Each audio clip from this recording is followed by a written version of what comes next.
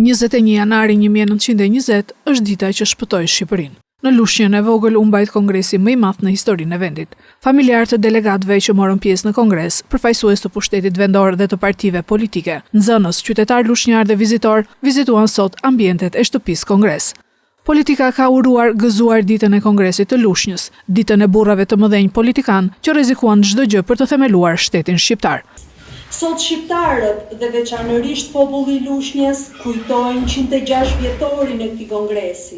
Me skrenarisë si pasardhës të atyre që mikpritën delegatët nga të gjithë trojet shqiptare dhe mirënjohës për të gjithë ata patriotë të shquar që i dhanë jetë pavarësisë së shtetit të ri shqiptar. Lushnja u zgjon si vendi ku do të mbahej kongresi për shumë arsye që koha më pas i vërtetoi si të drejta.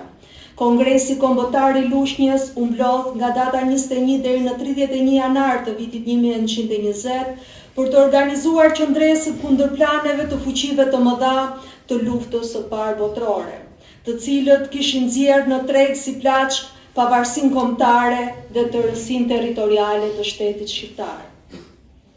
Sot na takon ne, qytetarëve të Lushnjës, si vend mikpritës, organizues si kësaj ngjarje kyçe për historinë e shtetit shqiptar, të kujtojnë dhe nderojnë me respekt figurën e ndritur lushnjare të komisionit nismëtar, të cilët organizuan rendin dhe qetësinë, si dhe për shtatën shtëpinë e kafë Sofugës, ku mbajt Kongresi Kombëtar i Lushnjës. Në ditën më të shënuar jo vetëm të Lushnjës, por edhe të gjithë Shqipërisë, dita kur u themeluar shteti, realisht shteti shqiptar, duhet t'ju uroj përzemërsisht qytetarëve Lushnjëve të gjithë Shqipërisë, ato vendimet atyre burrave që lënë ndasitë për të bërë Shqipërinë dhe për të lartësuar Shqipërinë, që nuk ndodhin fatkeqësisht sot, duhet realisht respektojnë institucionet ato që ka presin dhe njerëz shqiptarë për të rikthyer që të banë mend për vendime burrash dhe për vendime personale. Kështu që ju uroj gjithë shqiptarëve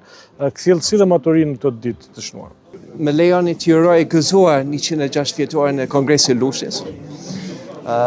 Kongresi Lushnjës në historinë e shtetit shqiptar është fillimi i shtetëfërmimit të shtetit.